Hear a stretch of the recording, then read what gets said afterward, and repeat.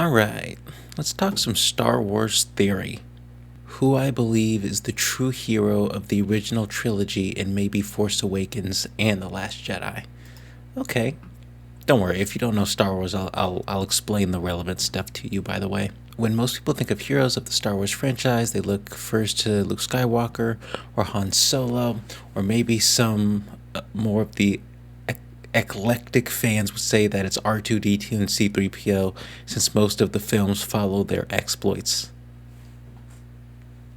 You know who's my hero in Star Wars? Meeber Gaskin, leader of the special forces of the subunit of the droid guys.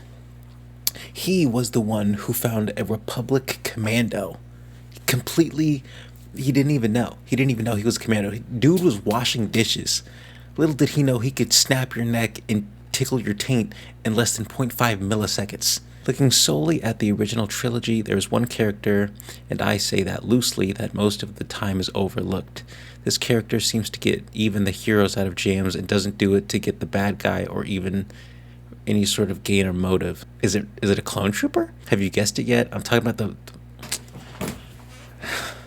If you don't know, the Millennium Falcon, that's a ship. That's Han Solo's ship. It's a very iconic ship, probably the most iconic ship in the Star Wars universe, but that doesn't count. Well, it's Star Wars. It's so expansive. You believe what you want, but let me hear this man back it up. But now you're probably thinking this guy is nuts. Okay, yeah, he got me a little bit. How could an inanimate object be the hero? Isn't it just a ship? From a certain point of view, yes, but the Millennium Falcon was an extensively modified Corellian light freighter, equipped with an advanced navigational system and star maps that would put any ship in the galaxy to shame. So you could say it was one of a kind and probably the most valuable ship in the Star Wars universe in terms of navigating out of a jam. I think if you're gonna take it down to the ship, it's more the pilot, because Anakin, all the way back in the Clone Wars, if you know about the Twilight, that thing was a junker, okay? They were getting chased down by the rebellion. Well, not the rebellion, but the rebels during the time. Technically, they seceded. It was like a little civil war, except they weren't firing muskets. Anyway, they were getting chased by these enemy fighters in space, and they're trying to get a gun up to like shoot back, and the gunning turning, nothing working. It comes down more to the pilot, I think. So if you're going to say the Millennium Falcon, I think it's more Han than it is the Falcon. Ooh. Balance in the Force theory. No Force user may rule. Maybe it's been said before, but after an all movies rewatch, I have a lore theory. Balance in the Force is only ever possible when neither light or dark side Force users are in any position of major power in the galaxy. It was stated that the Jedi had become servants of the Republic, with the Jedi Council acting as the War Council and sword of galactic leaders, using their might to essentially control the morals of the Republic. So the living Force rose the Sith power and clouded the Jedi in order to pull them from control. The Sith then took total control through Palpatine for 3 generations, and the light side saw some of the strongest Force users in history rise in response between Anakin, corrupted but redeemed, Obi-Wan, Ahsoka, and I hate to say it, but time spent handling the Force for his feats, arguably the strongest Jedi, Rey. You know what? Controversial opinion, maybe. In the Somehow Palpatine Returned series, the trilogy, rather, she did beat Palpatine. And it wasn't by herself. The same way Luke didn't beat Palpatine by himself either. He wasn't even the one that did it. He didn't land a hit. He didn't do anything. Luke was criminally underprepared. Obi-Wan and Yoda sent him into a slaughterhouse. He was a barely trained Jedi Knight, and they sent his ass into 2 Sith Lords. So I don't know what the hell they were thinking.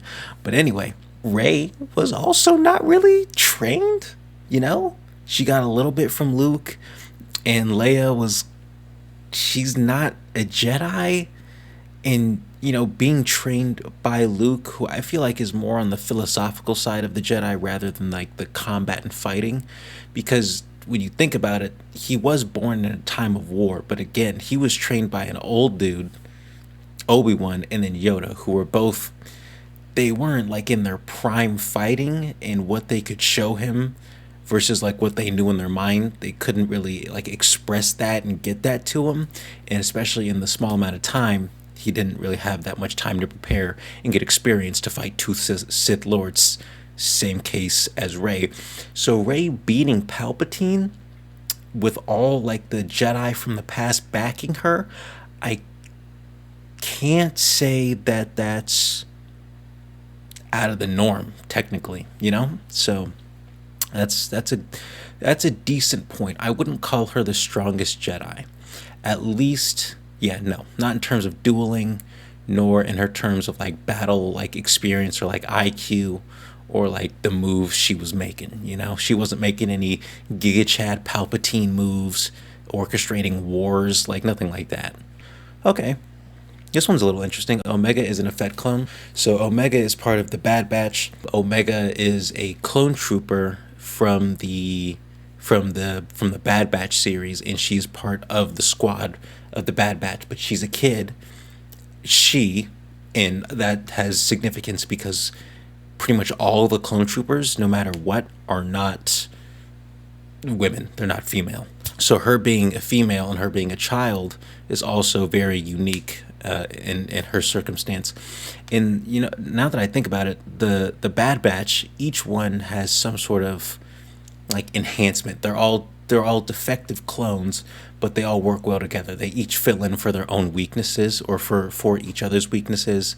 Tech, he's like a smart techie guy. You've got Wrecker, he's the strong one. Hunter, the kind of all-around balanced, like super stealth Predator guy. He's super cool. He's got these fibroblade blades that can like pierce droids and like make them short out a little bit, which is pretty cool. Omega is actually a clone of a very powerful Force user, and not that of a Fett. Palpatine cloned Darth Traya because he found one of her holocrons or other important Sith artifact with her DNA on it. Darth Traya was a Sith during the Old Republic, which predates the Republic, the Clone Wars, pretty much that era. And she was a pretty powerful Sith. She trained Darth Nihilus and Darth Sion, both of which are also powerful Sith, but they don't have anything to do with this, so don't worry about that. Cloned her because he wanted to know if clones could retain their Force powers. In this case, we will find that she retained her Force powers.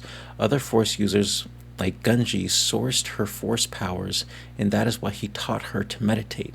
It is also why Palpatine and others want to find her, as she's proof that Force users could be cloned and keep their powers. Palpatine would try and replicate this and clone himself like he did Omega. This is to no avail, as we see in the sequels. This is because Palpatine doesn't find her and can't fully replicate the cloning of a Force user with Force powers. So two things automatically stand out with me here. Why Traya, of all Force users? She went from Sith to, I believe it was either Jedi or she wasn't aligned with any side of the Force, and I believe she lost her powers at some point. So Traya seems like a random part to this. I don't know why you would choose Traya, and it would have to be Legends, because there was a Legends comic about Palpatine cloning himself like multiple times, so that when he died he would just come back pretty much. But that's not canon because obviously in the movies he's dead as hell. I'm also trying to remain quiet because it's like 12 o'clock at night. Oh, I like this. Why didn't Yoda and Obi-Wan fight Palpatine together? So we can break that down in a minute. But basically, to set the scenario, I believe, Revenge of the Sith, the third movie in the prequels that would set the stage for the sequel trilogy being the Empire Rebellion era. Yoda and Obi-Wan basically are at the Jedi Temple, where all the Jedi are, for, simplicity's sake. And Palpatine has pretty much taken over the Senate, right? He's taken over the Senate. He's taken the power pretty much, and he's a Sith. And if the Sith are in control, The Jedi obviously don't want that. Now, Obi-Wan goes off to do something else while Yoda stays at the Jedi Temple, or the Senate building rather, to fight Palpatine by himself. And what this question is asking is, why didn't Obi-Wan and Yoda fight Palpatine together first before Obi-Wan went off to do his own thing? So let's see what his theory is. Something that I've been thinking about is, why didn't Obi-Wan and Yoda fight Palpatine together? If they beat Palpatine, isn't Anakin useless? Anakin is just as angry a person without Palpatine. He doesn't have anything to do. He doesn't know anything about the Sith. Padme would still be alive to maybe turn him when his anger cools a little bit off. And Palpatine would be death, Palpatine would die. The biggest threat, Yoda and some supporters could maybe convince that the Jedi weren't actually bad people, but a Sith took control. And what if Anakin isn't to be found? There are still enough Jedi to rebuild the Order. Yet Anakin doesn't have anything to develop his dark side powers, and Anakin is probably going to do something stupid in his anger that reveals his place. And Yoda and Obi-Wan, if he survives Palpatine, could still beat him with some other Jedi that survived. A lot to break down here. Obi-Wan gets to Anakin through Padme. So Padme takes a ship to Mustafar where Anakin is, and that's how Obi-Wan confronts Anakin. But Anakin gets mad at Padme for Obi-Wan being on the ship because he thinks she betrayed her. So I guess in that sense, yes, maybe Padme wouldn't have died. She could have actually been there, but she died from birth. She didn't die from Anakin. So she still could have died from the birth. It's also said, I believe, that she died of a broken heart. So maybe. It's theory, so why not? As far as Yoda and Obi-Wan convincing the Senate that the Jedi aren't bad, there's plausibility to that, because Yoda is the leader of the Jedi and he holds a lot of sway. So does Palpatine. And I feel if they just had proof, sure, that could work, but it also might work against them, because if they just kill Palpatine, Palpatine's like, his whole thing to change the Senate to his side was that the Jedi betrayed the Republic. So, with that notion already set in place, if the Jedi kill Palpatine in the Senate never know. The Senate never find out that Palpatine is a Sith until way after this conflict. So, if that happens, it might just further Palpatine's word or cause, and the Senate and the people might really go after the Jedi even more. So that may actually work against the Jedi. And it says Yoda and Obi-Wan, if he survives Palpatine, could still beat him with some other Jedi that survived. That less plausible, because if you don't know, the whole how Palpatine did it was that he went to the Senate, claimed that the Jedi had betrayed the Republic, but he also issued an order called Order 66 to the clone troopers. And clone troopers are what make up pretty much the entire army of the Republic. And all of them had these little inhibitor chips. Well, most of them. I believe some didn't. But most of them, pretty much like 99% of them, had these inhibitor chips, which would make them follow orders given by Palpatine. At least Palpatine. I don't know if it would apply to anybody else, but they would follow Palpatine's orders to the T. No question about it. Hey, you want me to go, I don't know, curb stomp this random guy? Sure, I got you. It's down to the letter, right? And Order 66 basically means the Jedi have betrayed the Republic, kill or capture, but mostly kill. And since the Jedi are like all spread out through the universe on a bunch of different planets, and so are the clone troopers, and the clone troopers outnumber the Jedi by far, most of the Jedi would still have probably died. And the clones would still be there. And as far as I know, I don't think the Jedi, especially the Jedi, would be able to undo that.